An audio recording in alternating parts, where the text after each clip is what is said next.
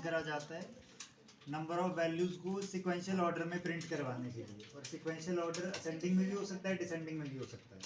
तो इंट ए करके हमने एक वेरिएबल डिफाइन करा है, देन क्लियर स्क्रीन, ताकि जो उसकी आउटपुट है वो हमेशा अपडेट होके मिले। देन इसके बाद नेक्स्ट है वेरिएबल की वैल्यू डिफाइन करनी है। जैसे फॉर लूप में हम करते थे कि लूप में ही वैल्यू को या फिर वेरिएबल को इनिशियलाइज भी करा जाता था, कंडीशन भी दी जाती थी, और इंक्रीमेंट डिक्रीमेंट का यूज़ भी करा जाता था। अब वाइल जो लूप है उससे पहले वेरिएबल को इनिशियलाइज करा जाता है कि वैल्यू स्टार्ट कहाँ से करनी है, इंक्रीमेंट के लिए लेसर नंबर से और डिक्रीमेंट के लिए ग्रेटर नंबर से।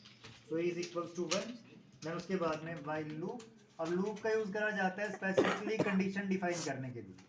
तो जैसे कंडीशन हमने यहाँ पे the a is less than equals to 25, and then while loop को स्टार्ट कर लेंगे, और जो भी स्टेटमेंट आपको प्रिंट करवानी है वो आप बता दोगे इस कंडीशन के अकॉर्डिंग। सो परसेंटेज डी और \n फॉर न्यू लाइन और next line, and then comma जो वैल्यूज हमने वेरिएबल ए को असाइन कर रखी है, और किस ऑर्डर में प्रिंट होंगी वो इंक्रीमेंट में डिक्रीमेंट में वो आप बता दोगे। तो a plus plus increment operator, and then close, then statement close get c s ताकि आउटपुट होल्ड करे, देन उसके बाद में प्रोग्राम को क्लोज कर लेंगे, एंड देन कंपाइल और रन कर लेंगे।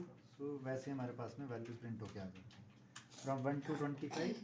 ठीक है, अब अगर सारी की सारी वैल्यूज आपको नहीं प्रिंट होके मिल रही हैं फिर भी, तो उसके लिए \n की जगह \t का यूज़ कर सकते हो, क्योंकि \n में जैसे अभी हम 100 यहाँ पे कोई नंबर कंसिडर करते हैं कि मैक्सिमम वैल्यू 100 तक होगी।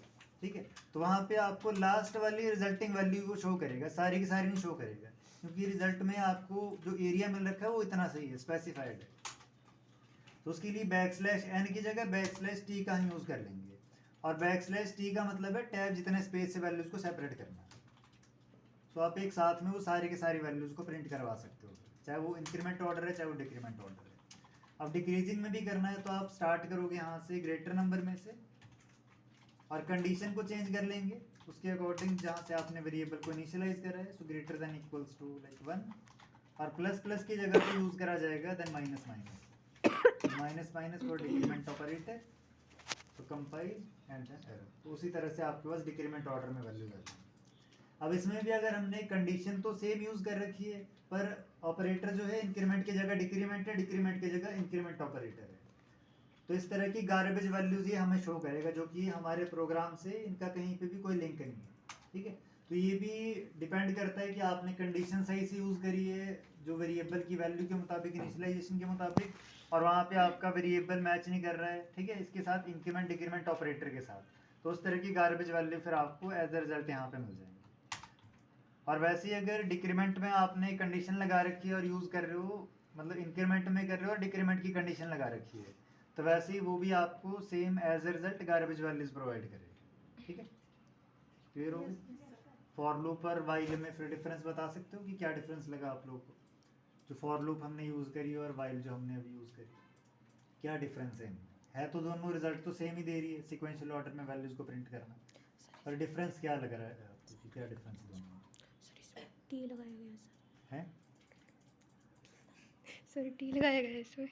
नहीं, वो तो हम उसमें भी लगा सकते हैं \t \n की जगह, ऐसा नहीं कुछ। इनमें क्या डिफरेंस है वाइल और फॉर जो हमने यूज़ करी? सर इसमें जो फॉर लूप है उसमें लूप में ही आप वेरिएबल को इनिशियलाइज भी करते हो, कंडीशन भी देते हो, इंक्रीमेंट डिक्रीमेंट का यूज़ भी करते हो, पर यहाँ पे हमने वेरिएबल को लूप से पहले ही स्टार्ट करा है, यानी कि इनिशियलाइज करा है। लूप में दी जाती है सिर्फ कंडीशन, ठीक है, और फिर उसके बाद जब स्टेटमेंट आपने प्रिंट करी है देन फिर डिफाइन करा है कि आपको नंबर ऑफ वैल्यूज़ को इंक्रीमेंट ऑर्डर में प्रिंट करना है या फिर डिक्रीमेंट ऑर्डर में प्रिंट करना है। तो ये डिफरेंस है, जो कि फॉर लूप में आप लूप में ही सारी चीज़ें यूज़ करते थे, इनिशियलाइजेशन भी, कंडीशन भी, इंक्रीमेंट डिक्रीमेंट भी।